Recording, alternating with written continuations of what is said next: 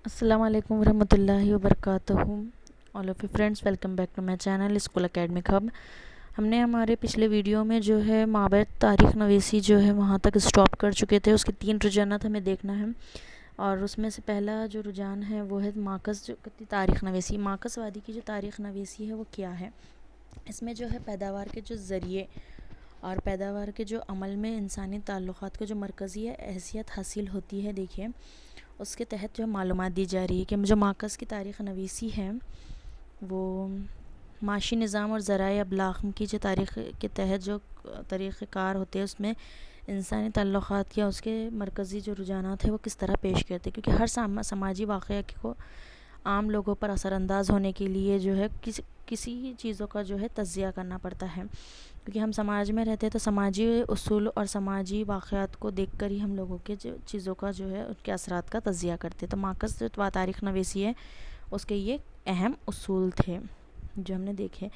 अब उसके बाद माकस जो तारीख़ वादी की जो नवीसी है, देखिए उसमें ज़ात पात के निज़ाम में जो होने वाली तब्दीलियाँ थी उसमें तारीख़ नवीसी पे किस तरह सूरत जो उसके तरीक़े पे पेश करदा जो मौरख़ीन थे उसमें से कुछ मौरख़ीन का नाम है जो कि एक है इंडियन कम्युनिस्ट पार्टी के जो बानी थे वो है कॉमरेड डांगे। इनकी किताब जो थी वो है प्रिमिटिव कम्युनिज़ टोसलेरी जो है इनकी एक किताब का नाम था।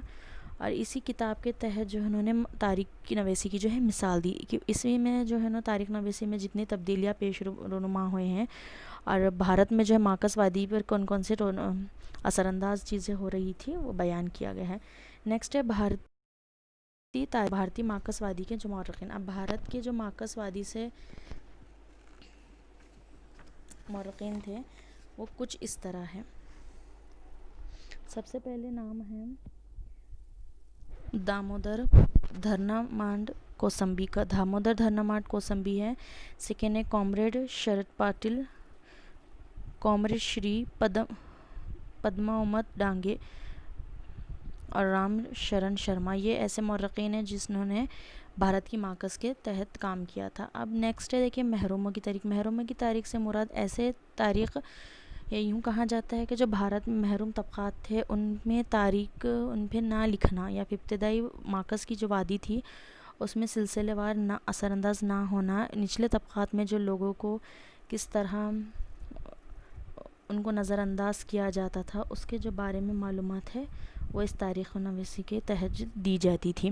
लेकिन इटली में जो एक फ़लसफ़ी थे उनके या मुफ़क्किर थे इटली के, उन्होंने अपना उनका जो ख़याल था वो इटली के जो मुफ़क्किर का उनका नाम है एंटोनियो करामची जो थे। उनका ख़याल था कि कभी भी अपनी समाज के सब में निचले तबके के जो लोग होते हैं उनसे ही अपनी तारीख़ का जो है जायज़ा लेना या उनसे ही अपनी तारीख़ का जायज़ा लेते हुए समाज की हिस्सेदारी में इन्वॉल्व करना, उन्हीं को हिस्सेदारी में इन्वॉल्व करना।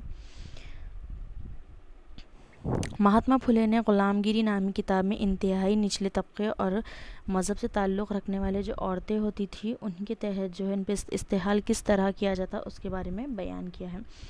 देखिए महरूम जो तबक़ा होता है, हम देखते हैं कि जो तबक़ात महरूम होता है उसमें अवामी रिवायत कुछ होती है, उसमें अवामी रिवायत होती है और कुछ ऐसे लोग होते हैं जो उन तबक़ात के लोगों को गिनते भी नहीं हैं या उनके लिए कोई फ़ायदेमंद चीज़ भी नहीं करते। तो ये सरासर गलत है। लेकिन महात्मा ज्योतिबा फुले और डॉक्टर बाबा साहेब अम्बेडकर ने मिलकर इस तहरीरों को ख़त्म करने की पूरी कोशिश की और अपने तबक़ात पर जो तारीख़ नुमा तौर पे दिखाए जाते हैं तो यही थे वो। और साथ ही साथ जो इस्तेहाल हो रहा था उसके ख़वातीन और निचले तबक़ात पर उस पर भी ज़ोर दिया गया। लेकिन बाबा साहेब अम्बेडकर ने भी अपनी किताब हु वॉर द शोदराज जो है इनकी किताब थी। और दूसरी किताब है द एंचेबल्स जो है इनकी दूसरी किताब है जिसमें दलितों पे होने वाली नाइंसाफ़ी। पहली जो किताब है हु वॉर्स शोदराज, उसके मायने में शोदरात कौन थे, शोदर जो थे वो कौन थे उसके बारे में पूरा लिखा गया है। और दूसरी जो किताब है दी एंचल बिल, तो ये अछूतों के ऊपर लिखी गई किताब है। एंचेबल मतलब अछूत पे लिखने जाने वाली किताब। और उन्होंने महरूम तबक़ात की मिसाल इन किताबों में अपने दिया है।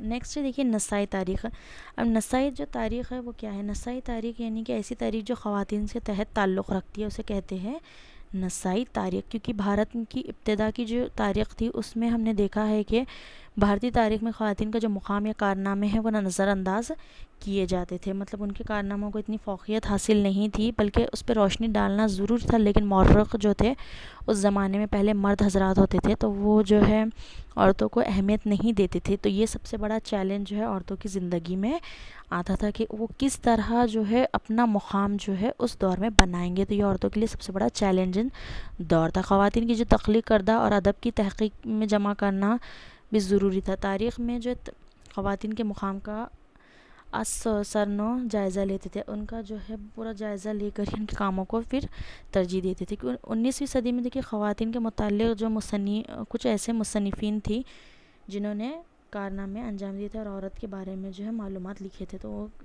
कौन कौन सी मुसन्निफ़ीन हैं हम इनके बारे में पढ़ेंगे जी।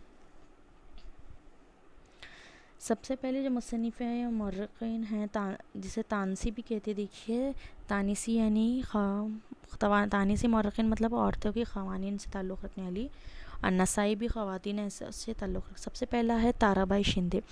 ताराबाई शिंदे की स्त्री पुरुष तुलना, ये जो है एक पहली किताब देखिए बनाई गई है जिसका नाम है स्त्री पुरुष तुलना।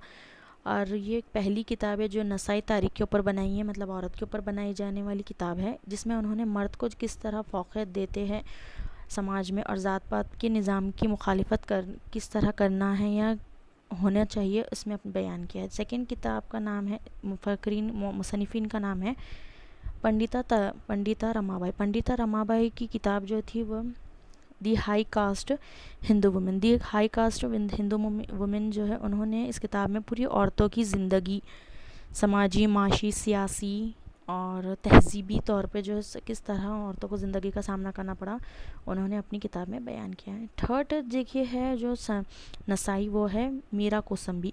मीरा कोसंबी की किताब थी क्रॉसिंग थ्रेशोल्ड्स फेमिनिज़म एसेंस इन सोशल हिस्ट्री। तो ये जो पंडिता रमाबाई थी, तो ये भारत की एक पहली ऐसी काम करने वाली ख़वातीन थी जिन्होंने रखमाबाई के जो डॉक्टर थी डॉक्टर रखमाबाई के ऊपर जो है अपनी मज़ामीन को लिखा है, और जो भारत के नज़रिए से समाजी तबक़ात को जो है फ़ौक़ियत देने लगी थी और तहरीरें करना शुरू थी। नेक्स्ट है देखिए शर्मिला रेगे जो थी वो है, उनकी किताब का नाम है writing caste, writing gender, reading Dalit women से टेस्ट म्यूज़। तो ये इन्होंने अपनी किताब में महाराष्ट्र की जो ख़वातीन हैं उनकी जो काबिल रहम हालत होती थी उस वक़्त, उस पर मज़ाम लिखी गई है। इस किताब में दलित ख़वातीन की जो सवाना होती थी, उनकी जो हालात होती थी उसके ऊपर लिखी गई किताब है। तो देखिए ये कुछ ऐसे हमारे जो 4 मुसन्निफ़ीन हैं जिन्होंने लिखा है और उनकी ये मालूमात है। तो आई होप आपको आज का वीडियो पसंद आया होगा, और इसी पर हमारा जो सेकंड देखिए चैप्टर है वो हमारा पूरा ख़त्म हो चुका है। उम्मीद करती हूँ ये वीडियो आपको समझ में ज़रूर आया होगा। देखिए नेक्स्ट अगर एक बात कोई भी आपको कमेंट करना है या आपको कोई भी डाउट है तो आप कमेंट में पूछ सकते हैं, क्योंकि सेकंड चैप्टर हमारा देखिए माशाल्लाह ख़त्म हो चुका है। अब आने वाले चैप्टर जो है वो थर्ड है, और उससे पहले मैं आपका सिविक्स पे जो है एक लेसन लेना चाहूँगी। तो प्लीज़ अगर आप लोग सिविक्स पे लेना चाह रहे हैं कि मैं सिविक्स और ज्योग्राफी के जल्द से जल्द वीडियोस अपलोड करूँ, तो प्लीज़ आप मुझे कमेंट कीजिए और मुझे कमेंट में बताइए कि आप जो ज्योग्राफी का लेसन है अभी, तो वो या सिविक्स, इन दोनों में से आप कौन से सब्जेक्ट का पहला लेसन जो है या पहला वीडियो मैं आपको कौन से सब्जेक्ट का डालूँ। तो आप कमेंट करेंगे तो इंशाल्लाह मैं नेक्स्ट वीडियो ज़रूर आपके इस कमेंट को पढ़कर बनाऊंगी, और आपके जो भी टॉपिक रहेंगे उसी के मद्देनज़र हम नेक्स्ट वीडियो पे भी काम करेंगे। तो प्लीज़ ज़्यादा से ज़्यादा लाइक सब्सक्राइब कीजिए और बेल आइकन को हिट ज़रूर कीजिए, और मेरे वीडियो को जल्द से जल्द शेयर कीजिए, जितना हो सके उतना शेयर कीजिए ताकि मुझे मोटिवेशन मिले। कमेंट में प्लीज़ मुझे बताइए कि आप लोगों को मेरी जो वीडियोस है किस हद तक समझ में आ रही है, और जो भी वीडियो में गलती है तो उसको प्लीज़ नज़रअंदाज कर दीजिए और मुझे अगर कोई भी वीडियो में गलती हो रही है तो उसके लिए मुझे माफ़ भी कर दीजिए। So please thank for watching my video. जज़ाकल्लाह खैर। अल्लाह हाफिज़।